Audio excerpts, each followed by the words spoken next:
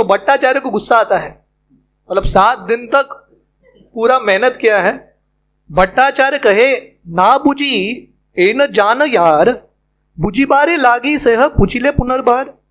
तो सर भट्टाचार्य बोलते हैं अरे मुझे समझ में आ रहा है कि आपको समझ में नहीं आया, पर आपने पूछा क्यों नहीं? Why you didn't ask questions? तुम्ही सुनी सुनी रह मौन मात्र धरी, हृदय की आचे तुम्हार बुझीते न बारी। आप सिर्फ सुन रहे हो, आपके मन में क्या है मुझे कैसा पता? अरे मुंह खोल के बताना चाहिए था, समझ में नहीं आया। प्रभु कहे सूत्रेर अर्थ बुझे निर्मल, तुम्हार व्याख्या सुनी मन होइत विकल। तो महाप्रभु बोलते हैं वेदांत सूत्र तो बहुत सरल है, वो तो मुझे समझ में आ रहा है, पर आपका जो परपोर्ट्स है मेरे मन को बहुत विचलित करता है। सूत्रेर अर्थ भाष्य कहे प्रकाशीय, तुम्ही भाष्य कह सूत्रेर अर्थ आचार्य। तो महाप्रभु बोलते हैं वेदांत सूत्र बहुत सरल है, क्लियर मीनिंग है, पर आपका जो अर्थ है, आपका जो अंडरस्टैंडिंग है, विचार है, वो एक्चुअल वेदांत सूत्र के अर्थ को ढक रहा है।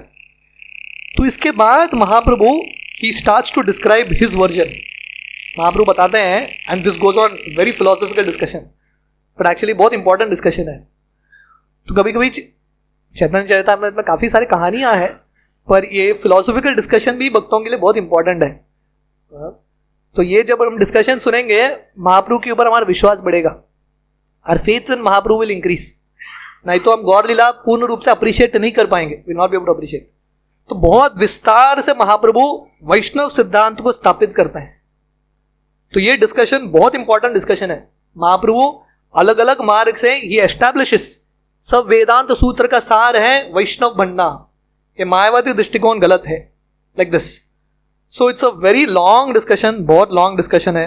महाप्रभु अलग अलग उपमा देते हैं। महाप्रभु बताते हैं वेदांत सूत्र जो है, वेद के जो श्लोक हैं स्ट्रेट है, उसका सेकेंडरी मीनिंग नहीं निकालना है। जब डायरेक्ट मीनिंग है, सेकेंडरी मीनिंग क्यों निकालना है? जैसे कृष्ण गीता में क्या बोलते हैं, सर्वधर्मान परित्यज्य मामेकम शरणम व्रज। भगवान बोलते हैं सब धर्म को त्यागो, मेरा आश्रय लो। मायावादी लोग क्या बोलते हैं, डबल बुद्धिमान समझते हैं अपने आप को, बहुत शाणे समझते हैं। तो बोलते हैं इस ये श्लोक का अर्थ है, कृष्ण बोल रहे सब धर्म को छोड़ो और मेरे अंदर जो ब्रह्म ज्योति है उसका आश्रय लो। श्लोक में वर्णन क्या है, माम एकम सरेंडर अनटू मी। ये शाणे लोग मायावादी, उनका लगता है कृष्ण के अंदर जो ब्रह्म ज्योति है, परम सत्य है, उसका आश्रय लेना। तो महाप्रभु बोलते हैं जब क्लियर अंडरस्टैंडिंग है तो दूसरा अंडरस्टैंडिंग क्यों निकालना है? तो मायावादियों का ना ये शब्दों के खेल में बहुत मजा आता है। धर्म क्षेत्र कोट करते हैं ये वर्ष, धर्म क्षेत्रे कुरुक्षेत्रे समवेता युत्सवः मामका पांडवश्चैव किम अकुर्वत संजय।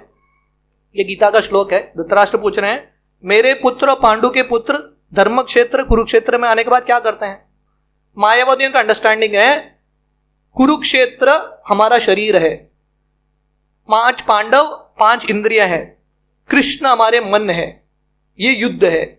अरे कहां पे वर्णन है? शास्त्र, this is a historical fact. Kurukshetra है, कृष्ण है, पांडव है, अब अलग अर्थ क्यों निकाल रहे हो? तो महाप्रभु बोलते हैं अरे मायावादियों का, आप लोगों का बहुत बड़ा ये बीमारी है, you remove the secondary meaning, पहला प्राइमरी मीनिंग फोकस करो। एंड महाप्रभु वर्णन करते हैं कि पूरे शास्त्रों का अंडरस्टैंडिंग वेद का 3 ही चीज है, संबंध अभिधेय प्रयोजन। हम सब भगवान के दास हैं, भगवान की प्राप्ति करने का मार्ग है भक्ति का मार्ग, और अल्टीमेटली प्रयोजन है कृष्ण प्रेम।